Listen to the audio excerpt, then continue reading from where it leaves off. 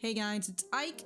I recently got the final volume of Kase-san and I've had the chance to reread it, so it's about time I give it a review. Disclaimer, there is going to be minor spoilers, but I will give you a spoiler-free review before that. A bit of a backstory, I remember reading Kase-san back in late 2012/early 2013. It was cute, but I remember dismissing it for the whole misunderstood scenario that happens in every volume. It might have been because I was still salty about citrus. I didn't really see much on the surface, but after what happened last year and being able to make room for me to grow, rereading Kase-san certainly gives me the feels.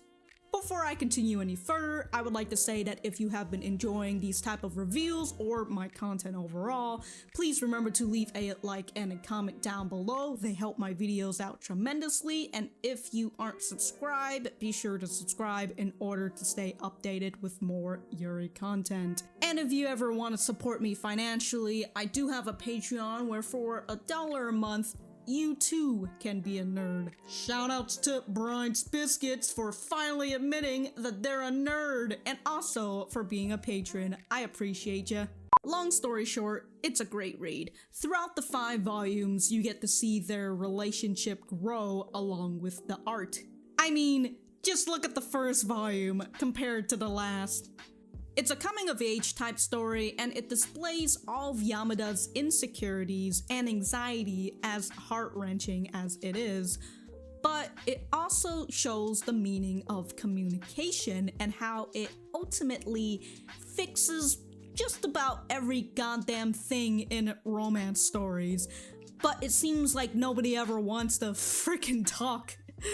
Sorry about the rant. Heading into the review with minor spoilers, I'd have to put this up with Bloom Into You as one of my favorite Yuri. I've never related to any other character more than I have with Yamada and Yu from Bloom Into You. The last relatable character that rings strongly with me would have to be Amu from Shugokara.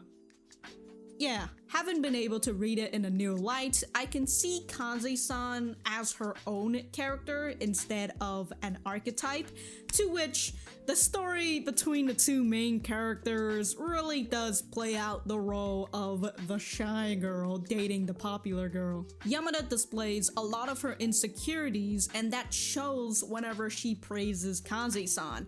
She can't simply praise her, she has to bring herself down and say or think about how she's not as good as Kase-san. She believes her friend Mikawa without a single drop of doubt about rumors of Kase-san, and she lets her anxiety overtake her thoughts.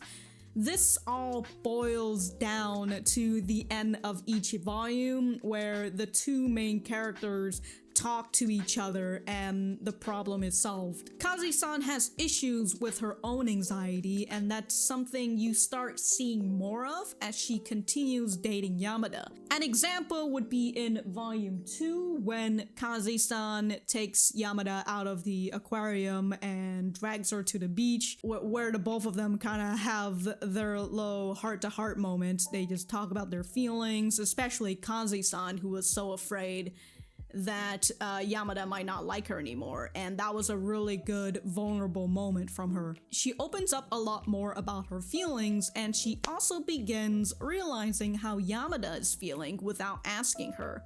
This is the same for Yamada as well.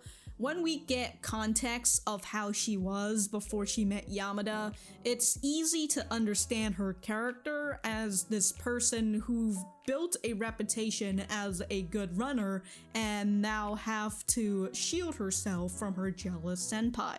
Then there's Mikawa. Going back to what I was talking about with the plotline of the shy girl dating the popular girl, it usually follows up with a group of girls who are jealous of said shy girl and would do just about anything in order to sabotage their relationship. Or it be a certain individual. Mikawa is essentially that person. As you go on to Volume 3 or even Volume 2, you'll start to notice that Mikawa is the person who stirs the pot of trouble. However, she isn't doing it out of spite, and that's the big difference and the reason why she's still a likable character. She's simply a friend worried about a friend. If Yamada was more like Mikawa, then maybe things would be a bit more comical than it is. Unfortunately, she isn't, and that's why we have a clash of personality. Speaking of mean girls, the first volume of Kase-san has some mean girls in it.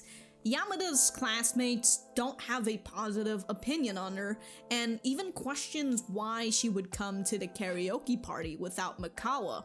They make fun of her within the first chapter by calling her a dummy, and they make fun of her again during the karaoke party.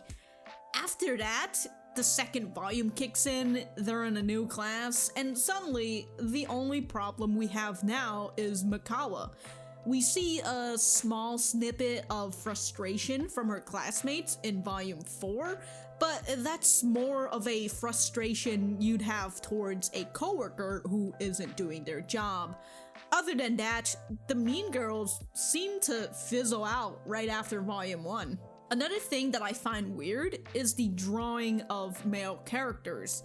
I was so used to reading the latest chapters of Kase-san and the sequel that I completely forgot that men once had faces and not just a character plastered on where their face is supposed to be.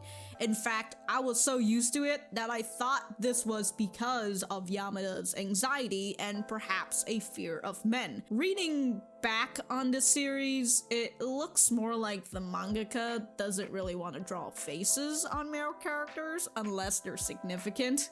That being said, I don't want to dismiss Yamada's potential fear of men because she does act differently whenever a guy is around, or if they're trying to hit on her, she gets very nervous, and then Kase-san always has to come to her rescue, even if she might be like on the other side of town or something. She just has a Yamada radar that triggers inside her head and she just knows. As per usual, we can't have a romance story without the X showing up. The difference is that there is no X and everything is played within Yamada's head. Everything comes from Mikawa about how Kase-san only dates girls from sports club and how she's had an ex-girlfriend. It all builds up until we finally meet the ex-girlfriend in a way. And as we find out, they weren't dating at all, and in a way, isn't all that bad. The ending is heartwarming and it rewards the readers well. It sets up beautifully for the sequel, and I wouldn't want it any other way. Overall, the manga is described as a coming-of-age story, and it stays true to that statement. We see growth over the year, and we see the ultimate test of their relationship, figuring out their lives after high school. I feel like this is the perfect story for a person with anxiety, because as we've learned in this manga, it's nothing but positivity, encouragement, and love. I love the art and I love the improvements over each volume.